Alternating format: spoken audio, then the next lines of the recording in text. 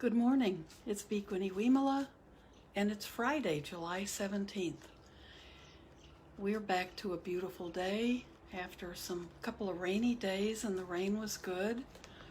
I was just reading this morning about flooding in China. So on top of being deluged with coronavirus, now there's terrible flooding. It's a reminder to us that this is the way the world is. And this is why we train to find our peace of mind and to find a calm center and to always realize that our happiness, our equilibrium, our equanimity in the face of everything going on has to come from within us. And that is what we always have to remember. We can't look for it anywhere outside of us. And we can't look for it in the world. We're all learning that so vividly. What a good teacher that the world is. And I think I found that it's helpful to listen to BBC News or some of the international news, because that's another way for us to develop compassion and to get us outside of ourselves. So we don't have to take it in and think, oh no, one more horrible thing, now I'm more depressed. I think what we have to do is realize all beings are dealing with things all the time, some at different times than others. Some are hit with everything that seems to come along. But we need to be aware that whatever is going on in the world, we have to work on ourselves in order to handle it, to deal with it, to find our own peace and contentment and happiness in it and joy. Otherwise, we can't survive in it. So we can keep working and keep helping and continue to be compassionate and continue to think of others. And this is a magnificent time to be seeing this lesson vividly every day when we wake up. It's just amazing. So take care of yourself and be safe, because we're dealing very close to home with COVID-19 and seeing it come up in all different kinds of places. My daughter volunteers at a food bank in Waukegan, and she does other volunteer things, and they practice, they have safe practices there. But she just was contacted by whoever does the tracing, that a person in the 2 weeks ago when she was there, apparently a person who was volunteering, another volunteer, developed COVID-19 just after that Saturday. And so she was notified that the first notification was that she was there and this other person was there the same day. And she was concerned about it because she's also helping with some younger children that she works with individually. But then she realized and found out that they make specific requests when a tracer contacts you. They make a specific request if someone's had closer, more personal contact. And she wasn't one of those people, she realized. So that made her feel a little better, because that one contact, when she was notified, makes her think about everything, anybody else she's been in contact with. And she's very safe about masks and being very careful. But if you get that contact, you begin thinking about anyone else you saw. It just becomes a chain of, okay, we've got to take care of anybody who could potentially be at risk now or have been exposed to something. So that's stressful. I knew it was stressful for her just to know what to do next, and then she was quite relieved when she realized their degrees of contact where they're urging people some people to go and be tested, and others just to let you know and to be careful. So she was relieved after a while, but tough. And that's what a lot of us are facing. I'm sure a lot of you have had that experience. So even when we feel that we're safe, there are layers for us to watch out for, and we need to continue to be safe. And for us, that means social distancing and wearing masks. And there's just nothing that's very basic. It's not easy to do in the hot summer to wear the mask, but it's the least we can do to be compassionate, to have any compassion at all for ourselves and any of the beings that we're around. And then that extends out to the whole world. So just keep going, keep being optimistic, keep being hopeful, keep being loving, and keep finding joy. Just because we're having difficulties in the world doesn't mean that finding those bits of joy isn't important. No one needs to feel guilty. Right now, there are just so many tiny birds out looking for bird food that I put out under a tree. And just watching them can bring joy to me and lift my spirits. And I have that going on all day. So it makes it so much easier just to have that attitude of openness and joy about the little things in life. So find those things that you can turn to and keep you going and keep you realizing this world has always been this way, and we will get through this the same way people get through floods and total destruction of their homes and devastating personal losses and losses of people. This is just part of this world, and we need to help when we can, but we also need to remember that we have to come back to our basic taking care of ourselves, understanding our mind, understanding our emotions.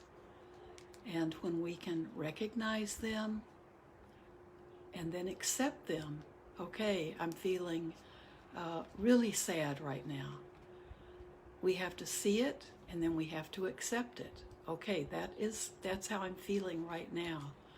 But then we have to not a non-identification with that emotion. So we see the emotion and we accept it, but we don't identify it like I am a sad person. I am an angry person. It isn't mine. It's not who I am. It's not what I am. Our emotions are passing. We need to understand them. We need to work with them. We can't repress them because we need to put on a happy face for anyone. So we work with those difficult emotions. We allow those emotions to rise up in us, and we work with them, and then we can allow them eventually to pass on, and they will go away. But we don't identify with them. We recognize them for what they are.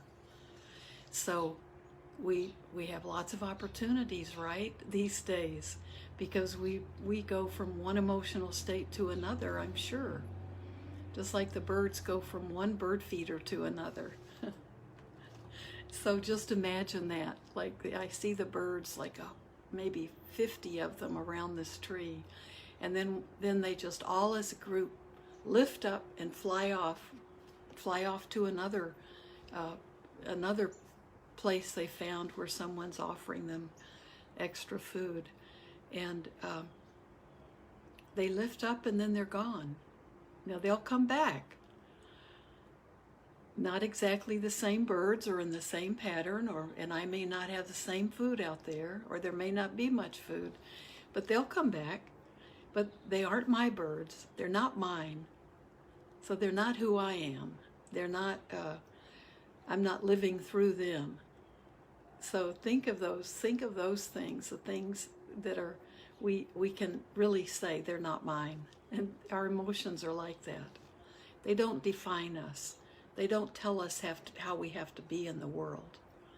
They are there for all of us. None of us escape having emotional states and having emotions. And we don't want to repress them. We need to work with them. They can tell us a lot. They can help us understand a lot. So we have to be seeing everything about us, and just have recognition and then acceptance of all the parts of us, the things that we sometimes think we should be better, we shouldn't be a certain way, or we should be a certain way. We have to know ourselves and see ourselves as we truly are. And when we can do that, I think we see we're not as bad as we want to make out we are. I mean, some days, we all have, I can't believe I did that, or, I just don't get anything done, or, I'm so tired of this. Then later we think, so many people have it worse than me, and I should feel bad about feeling good about some things. I should feel bad about not doing enough. We need to let go of that. We need to work with what's here, what we've got. We need to understand ourselves. And we're having so many opportunities these days to see that. It's like the cycle's shorter for most people, the ups and the downs. So what we should not be doing is beating on ourselves. We should be sending loving kindness to ourselves. And then we're able to send it to others. So I've gone half of our time and we haven't done my wish. So let's do that. May I become at all times, both now and forever, a protector for those without protection, a guide for those who have lost their way, a ship for those with an ocean to cross, a sanctuary for those in danger, a refuge for those who lack shelter, a lamp for those without light, and a servant to all in need. By means of this meritorious deed, may I never join with the unwise, only the wise, until I attain Nibbana. So, we move outside of ourselves. We let go of ego when we think of others, when we hold them in our hearts, when we help them, when we recognize them. And it helps us get outside of the narrowness of our own thoughts and our own concerns. So keep thinking of yourself as a bodhisattva. You don't have to take vows or special precepts to think of yourself that way. When we take those precepts or take the bodhisattva precepts, that's just the ceremony, right? We hold the precepts all the time when we maybe don't even know what the precepts are. And we can be a compassionate, caring, loving person all the time. Remember, our intentions are renunciation, goodwill, and harmlessness.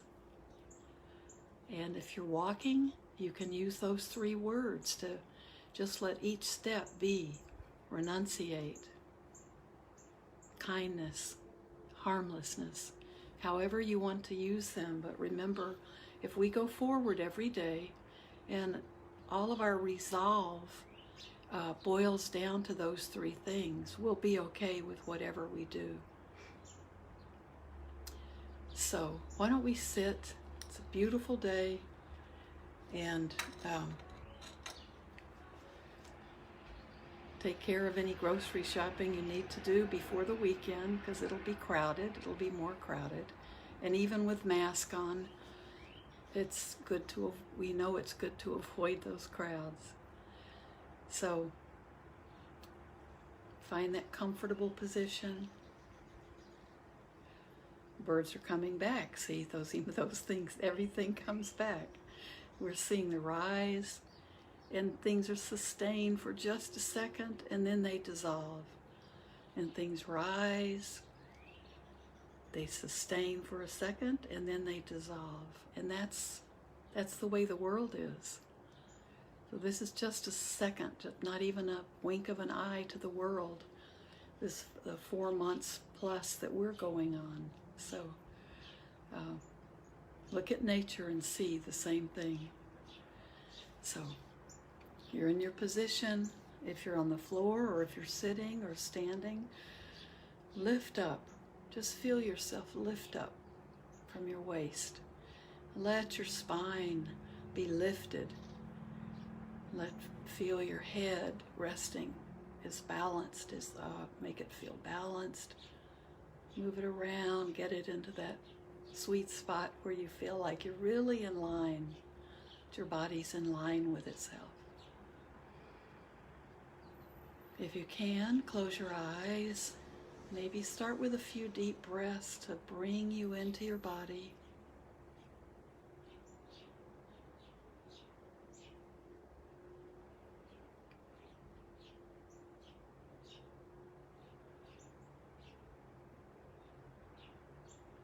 Come right to the present moment.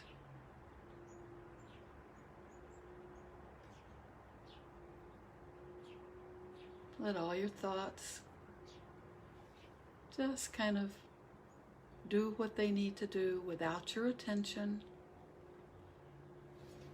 Don't feel any tightness over trying to hold your thoughts down.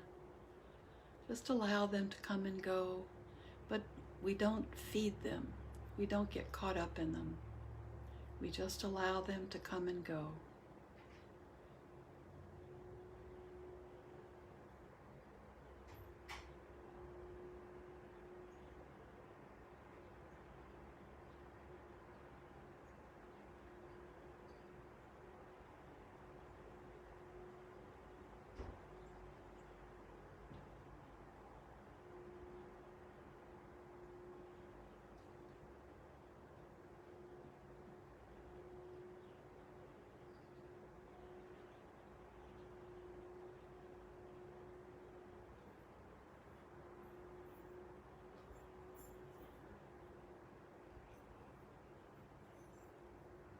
Allow yourself the precious gift of being silent, being with yourself, being aware of yourself, be aware of your body breathing.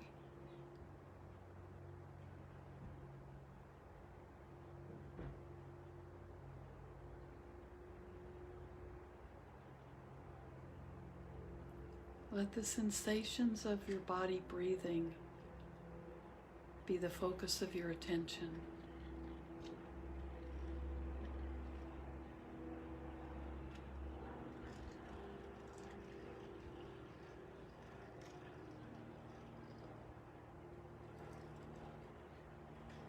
Just keep coming back to your breath. Whenever your mind wanders.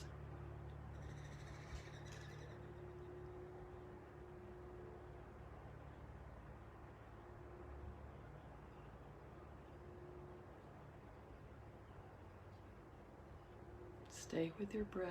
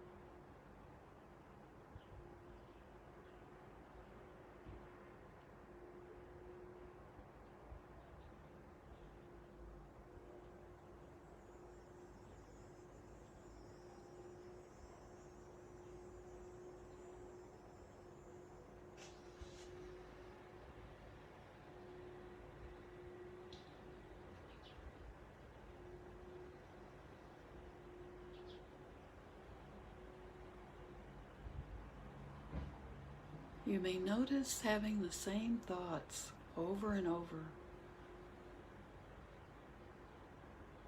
When you feel like you can, without getting caught up in your thoughts and wrapped up in them, you can begin to note some of the patterns you see in your thoughts. Maybe you see a lot of thoughts that are connected with busyness, things you have to do, things on your to-do list, things you've forgotten to do and want to put on your to-do list. Don't get into thinking about them, but you can give them a label.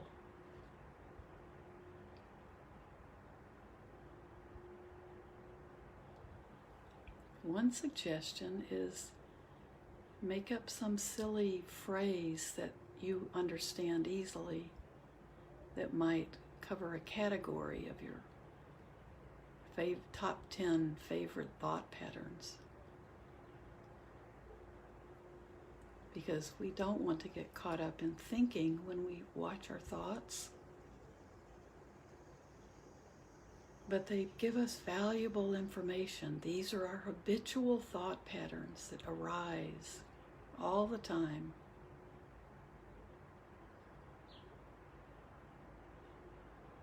We don't need explanations of why they're there, but we can just become aware that this is what our mind is continually coming back to.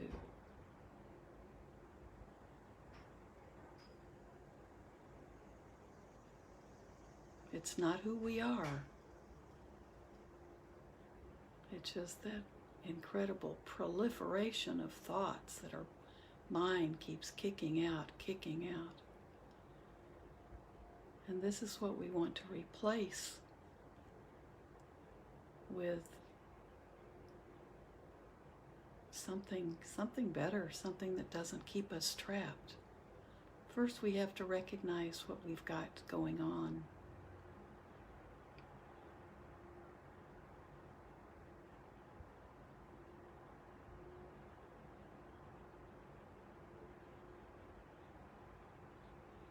So just practice looking at thoughts when you feel you have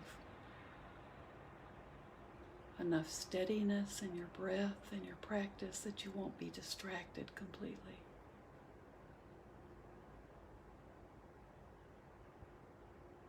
Just make a note about the quality or the name you've made up for that particular bag of thoughts, and then let it go. Just keep letting it go.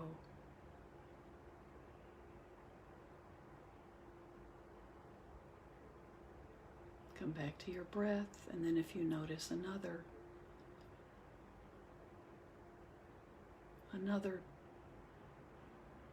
thought cycle, maybe make a note, let it go, come back to your breath.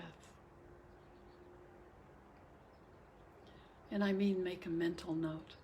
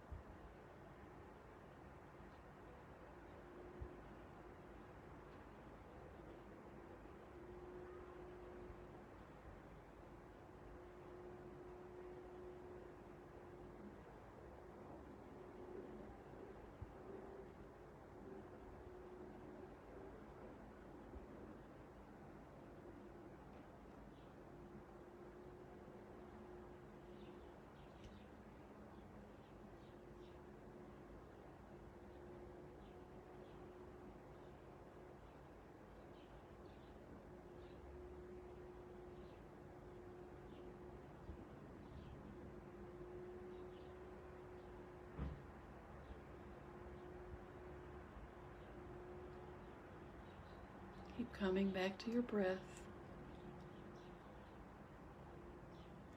Watching our thoughts is not an excuse to chase after them or daydream or get caught up in them.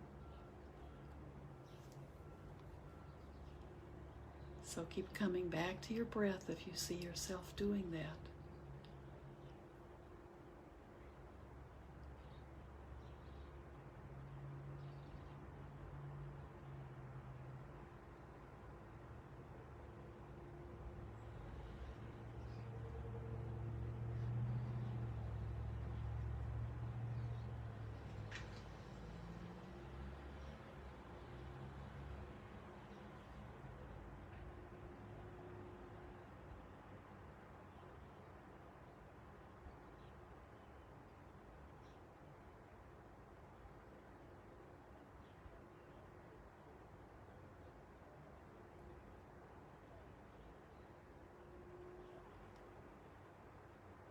Now all of you continue to sit if you can, but my time with you is up. I don't want to keep people from what they have on their schedules.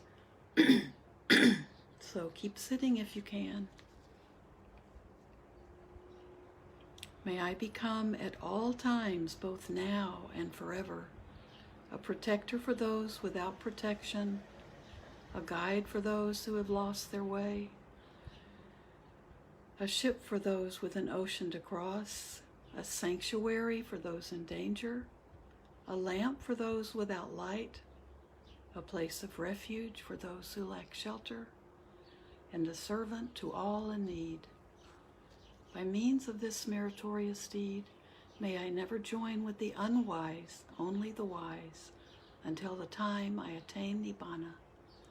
And that's our liberation, however we frame it in our spiritual path.